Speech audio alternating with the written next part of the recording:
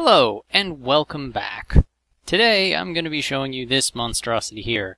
It's a bit weird. It was inspired by a video that I saw a long time ago by PG5. The link will be in the description, of course. And this is an invisible arrow trap.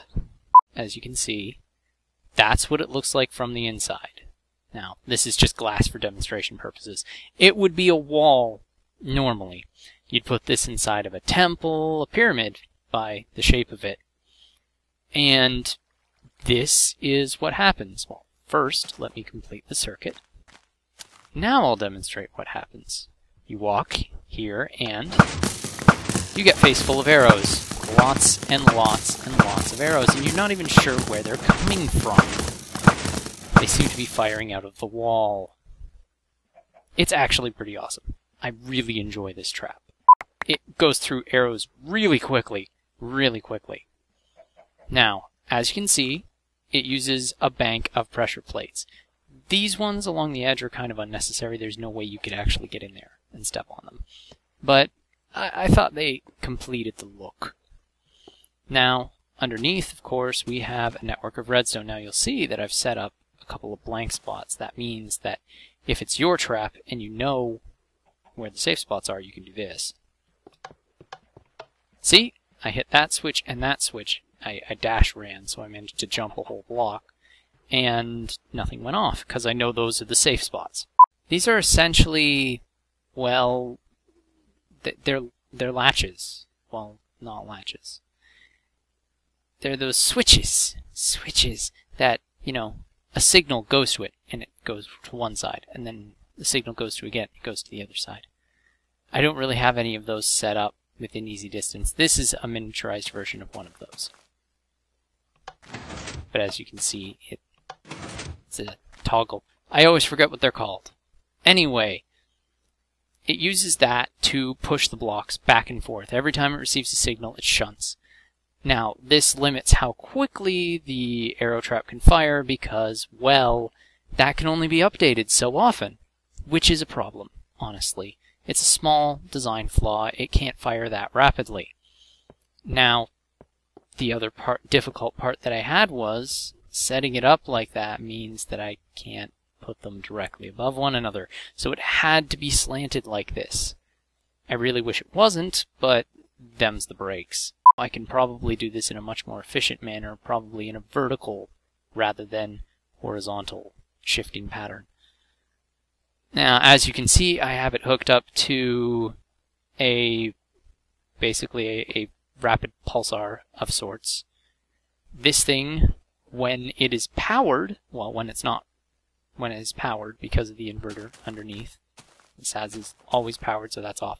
When that torch is on, it causes this to toggle back and forth. I can demonstrate. See, this one goes as fast as possible. There's no delay. It toggles as quickly as that toggles, as the piston toggles, and pistons toggle slightly slower than they used to as of 1.3.1, but you don't notice the difference. That is as fast as it can fire. And as you can see, just as an added little fuck you, when they travel through the lava, some of them are flame arrows. And there's a full 64 in there, by the way. And this is me standing here until they're all run out. And that's it. It didn't take long at all. It's kind of terrifying. But this fires a lot slower. I actually put this in here so there is a half... Well, there is a 1 tick, or is it a half tick? I'm never quite sure when I use a single torch. I just know it's not the same as putting a repeater. So that is there so that it is properly timed. If that wasn't there, if that was instead a repeater, these toggle too slowly, and the arrows actually hit the blocks. Now, you see, this works by the blocks temporarily don't exist. It's the same sort of glitch that makes a sand farm, or factory, possible.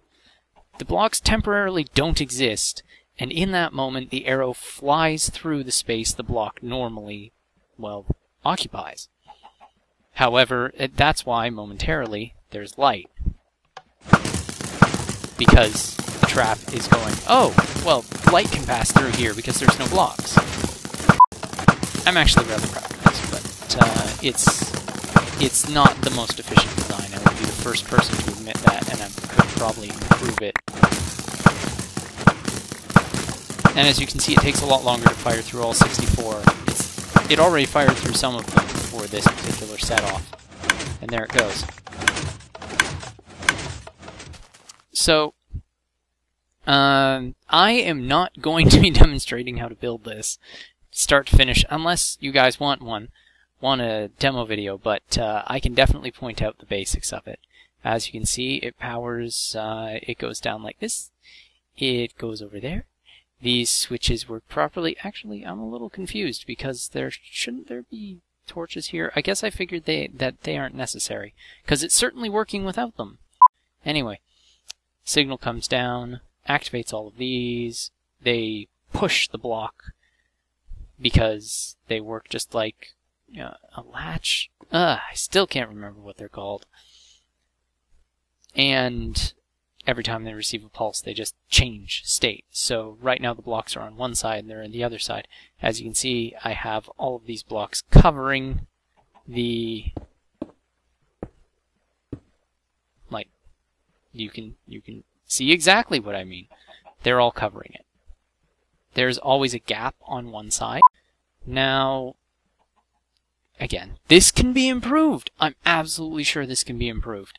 But I just haven't fucking bothered to do it, 'cause I'm lame. And, well, if you want to improve it and demonstrate that to me, that's cool.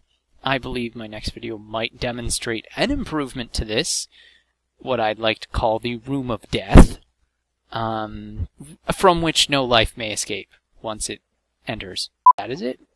So, thank you for watching. Thank you for watching this demonstration of this horrible, horrible death machine. And this horribly, horribly unoptimized machine that uses a couple of simple things I saw in other things. The link to PG5 is going to be in, specifically that video, is going to be in the description. And I hope you go watch more of their stuff, because they're actually a lot more creative. And their challenge accepted bit is actually rather impressive in what they managed to accomplish. And I take some of the ideas they have and then I make crazy shit like this. So, thank you so much for watching, and I will see you next video. Toodles!